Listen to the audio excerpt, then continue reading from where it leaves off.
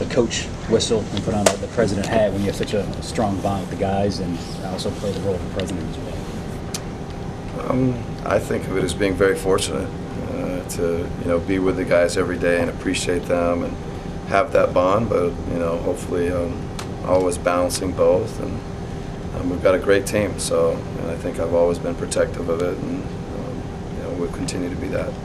Do you talk to them at all when you come back after a break and the trade rumor noise got even louder while you guys were all gone? Nope, we don't say a word about it, and I think we've got a very kind of professional group, and I think as the league grows and expands and times change, the noise seems to get louder, and in some ways that may help. So you can just come to work and focus on what you need to do, and that's what our guys have done and continue to do. Do you expect this roster to be the same tomorrow at 3:01 that it is right now? That's a great question. I don't know. We'll see between now and then. Like I said, we're very very happy with our group. We feel strongly about them. Been protective of them. Would expect to continue to be that, but you never know what can happen. What did you do practice-wise when you come back today when they were off for so long? Today was, I think a little bit of just getting our rhythm back and trying to scrimmage a lot and play a lot and make sure the guys are, playing basketball. I think we tried not to, have a training camp again and, focus on, letting them play together and get familiar with each other again. And I think that'll be hopefully most helpful for us going into, games again. With Tiago out, who needs to step up and fill that role?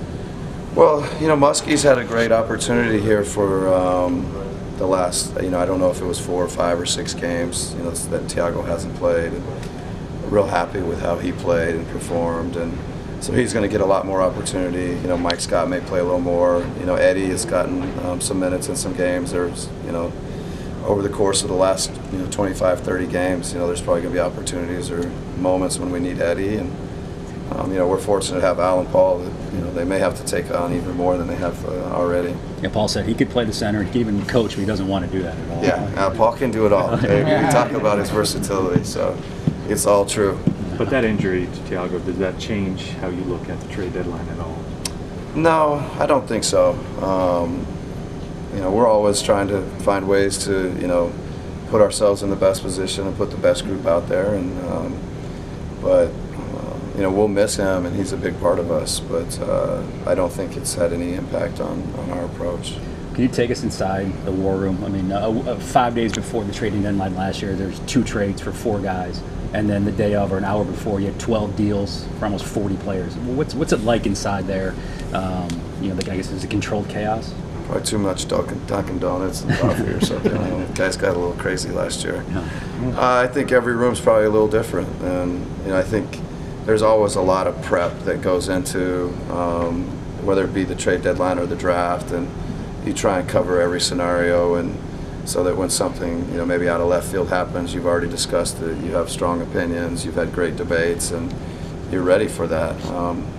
And so hopefully the time and prep that Wes and his group have put in is, you guys would be amazed. And so hopefully we're prepared for anything.